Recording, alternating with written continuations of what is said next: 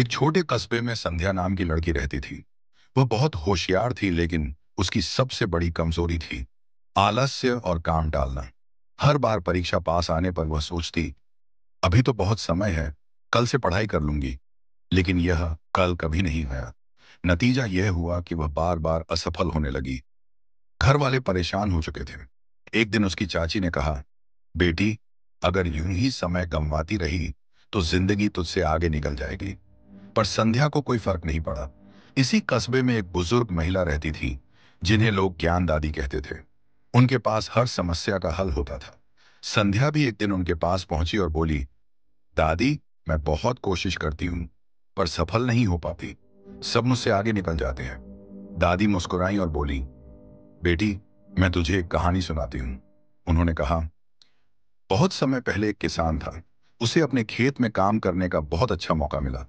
पास के राजा ने कहा, अगर तुम सुबह से शाम तक जितनी जमीन पर हल चला लोगी, वह सब तुम्हारी होगी। किसान खुश हुआ और भागा भागा खेत की ओर गया। सुबह उसने हल उठाया, पर कुछ देर बाद सोचा, थोड़ा आराम कर लूं, फिर चलाऊंगा। आराम के बाद भूख लगी तो बोला, पहले खाना खा लूं, फिर हल चलाऊंगा। खाना खाकर आलस आया और वह सो गया। जब उसकी आंख खुली तो सूरज डूबने ही वाला था।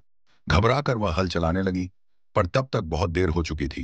राजा आया और बोला, तुम्हारा समय खत्म हो गया, अब जमीन तुम्हारी नहीं। किसान पछतावा करता रह गया, लेकिन समय वापस नहीं आया। दादी ने संध्या को देखा और बोली, बेटी, यही तेरी हालत है।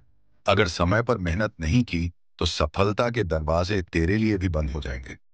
संध्या का दिल कांप गया। उसकी आंखों से आंसू निकल पड़े। उसने उसी दिन ठान लिया कि अब एक पल भी बर्बाद नहीं करेगी। उसने मोबाइल और बेकार की मस्ती छोड़ दी। सुबह जल्दी उठने लगी, रोज का टाइम टेबल बनाया और मेहनत शुरू कर दी। धीरे धीरे उसका आलस्य खत्म हुआ। पढ़ाई में इतना ध्यान लगाया कि कुछ ही महीनों में उसकी मेहनत रंग लाई और वह कस्बे की सबसे अच्छी छात्रा बन गई। अब लोग उसे देखकर कहते, देखो, जिसने समय की कद्र सीखी उसने जिंदगी बदल दी। अगर आपको यह प्रेरणादायक कहानी पसंद आई हो तो इसे लाइक करें, अपने दोस्तों तक पहुंचाएं और ऐसी ही जिंदगी बदलने वाली कहानियों के लिए हमारे चैनल को सब्सक्राइब करना न भूलें।